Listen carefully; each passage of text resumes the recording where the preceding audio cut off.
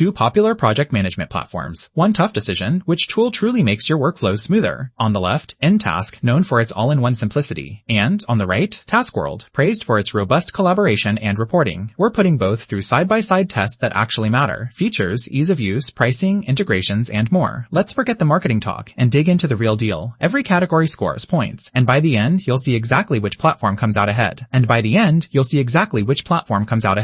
the winner may surprise you. Let's get into it. So, before we jump in, here's a quick mind map of what we're comparing today. Pricing, features, usability, collaboration, mobile and platform support, and integrations. Each category's got its own quirks, so pay attention if any of these are make or break for your workflow. Alright, let's kick off with pricing. Now, nTask is like waving a big flag here with its free plan. Yeah, you can get started without dropping a dime. They're paid tiers, super straightforward, no confusing menus of add-ons or anything. Only thing is, the free option does limit you on features, so keep that in mind. Meanwhile, Taskworld actually skips the free plan and wants you to pay right away. Sure, they give you flexible tiers and bigger teams can score discounts, but overall, you're gonna shell out more upfront for all the perks. So yeah, nTask easily takes the pricing crown here.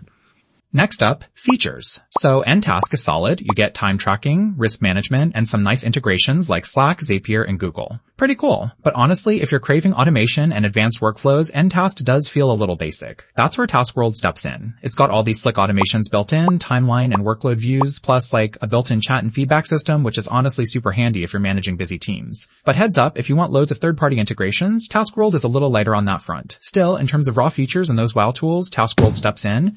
Moving on to usability, and honestly, they're both pretty user-friendly, but in different ways. With nTask, onboarding is really chill. It's easy to set up, and everything's task-focused and clear. It might be almost too simple if you like more power features on your dashboard, though.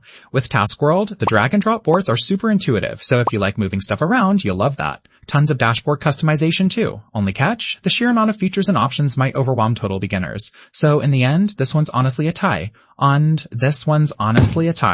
Oh, and did you know? Taskworld was actually built by a former Amazon engineer, and the whole thing is inspired by Kanban principles.